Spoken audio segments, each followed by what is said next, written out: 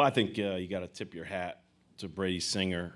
He was obviously really good tonight, and couldn't put him in the stretch. We couldn't put him in many jams. I think we got that one situation in the seventh, and we had some really good at-bats, and Logan Taylor had a good at-bat, just hit it right to the shortstop. So that was our chance. Obviously Cade is here, threw well. I mean, I thought the stuff was electric, really good. He just had that one hiccup in the fourth. I know, that's going to eat him up. Just a 4-pitch, 2-out walk and a bloop over Brendan's head, and before you know it, you got a rally, and that's baseball. So, it's part of it. I thought our guys competed. I thought we had a really good at-bats there towards the end. We really made them work the last 3 innings, or at least 2 of the last 3 innings. And, so I was proud of our guys that we fought hard, but this is baseball, and sometimes you just got to tip your hat and give credit to the other team. I think they scored 5 runs on, 3 extra base hits. So it wasn't like we gave up a lot of hits. We didn't make errors. We didn't walk a ton of guys. They just, they hit a solo home run, a 3-run homer, and a double to score their runs. So, but, they're a good team, and that's expected. So we're looking forward to coming out Thursday night. Brendan, you had a hit and a strikeout against Singer. What did you kind of see from him that made him so effective? Really, he's got a tough angle, and combined with the early shadows we had, what I saw in the second inning was, right when he released the ball, that's when the ball disappeared. So when you don't have much to go off of, I mean, it's tough no matter what.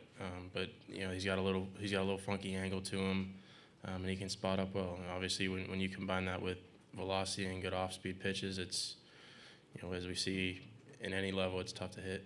Cade, this is obviously your first College World Series start, and maybe not how you wanted it to go. Do you think it was nerves that didn't let you settle in, or what were you seeing out there? No, I mean, I think I settled in all right. A 4-pitch walk is, that's on me, and then, jam shot, and I golfed the ball over the fence, and, that's what happens. Like Coach said, it's baseball, so not too worried about it. Okay, as you're watching Singer work, what's your impression of how he's working? And when you guys kind of get into that pitchers type of duel, what's the mental state when you're sitting over on the bench watching him? Yeah, I mean, obviously he threw really well for them, and you don't want to try to match what the other dude's doing. You gotta stay on your own pace and do what you do. But it's fun to compete like that when you're going back and forth for sure. You guys now move into the elimination game for TCU. What's the mindset? Obviously, you guys were in the 1-0, feeling pretty good. How do you, as Coach says, don't get too high, don't get too low as you prepare for an elimination game?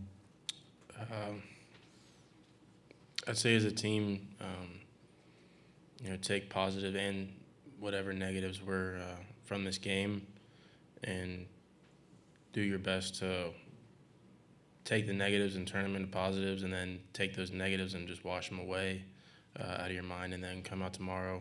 I bet we're going to practice and just have a good practice, clear your mind, and do whatever you need to do to be in that mental state to when you wake up that next morning, you're ready to go.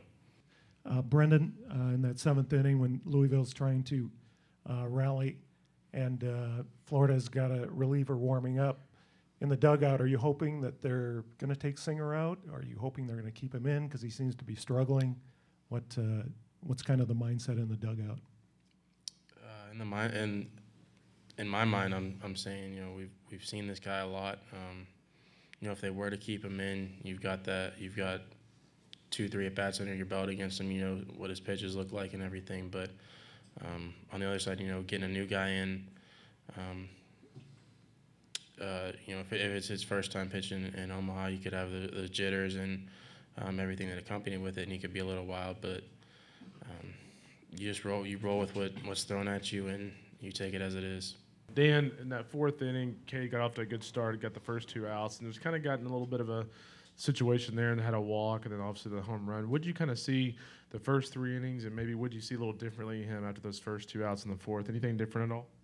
No, you look at the box score, too. I mean, 1 walk and 9 strikeouts. I mean, threw really well. I mean, the first inning was lights out.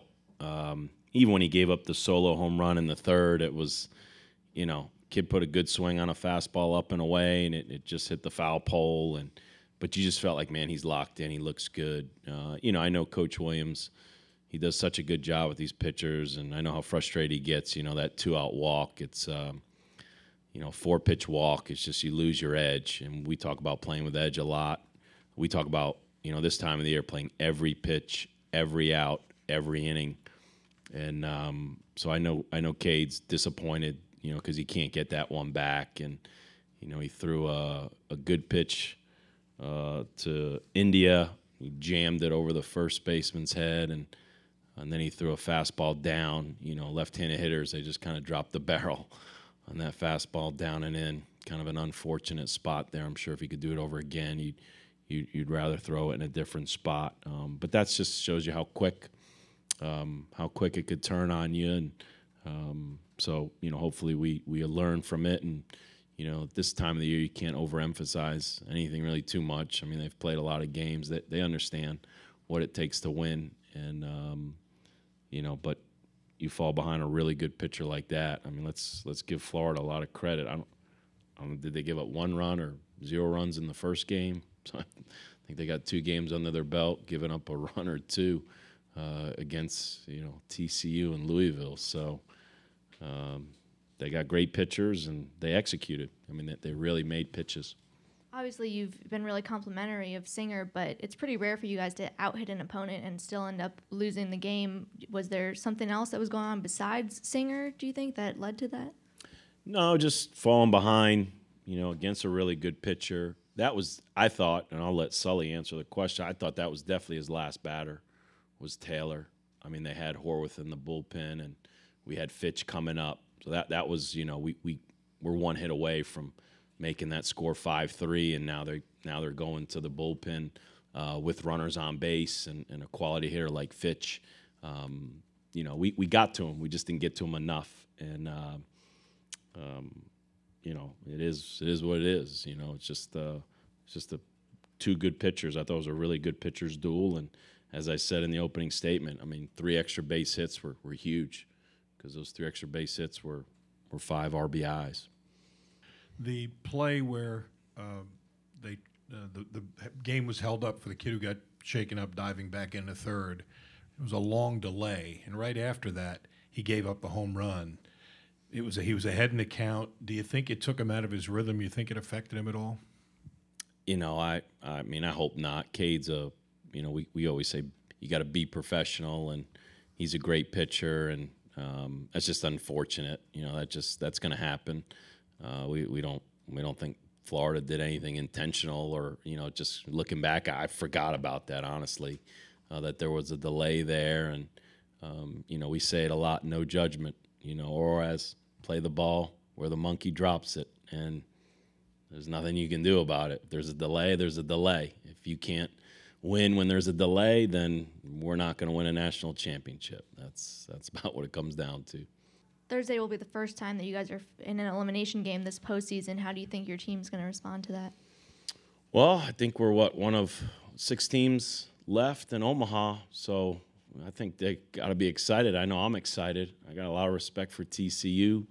I'm assuming we're facing the highest draft pick that went to college last year, and I mean, it's a great opportunity. It's Louisville TCU on a Thursday night. I mean, that's I know I'm excited about it. So, we just got to take advantage of the opportunity we have and go out there and compete against a really good team.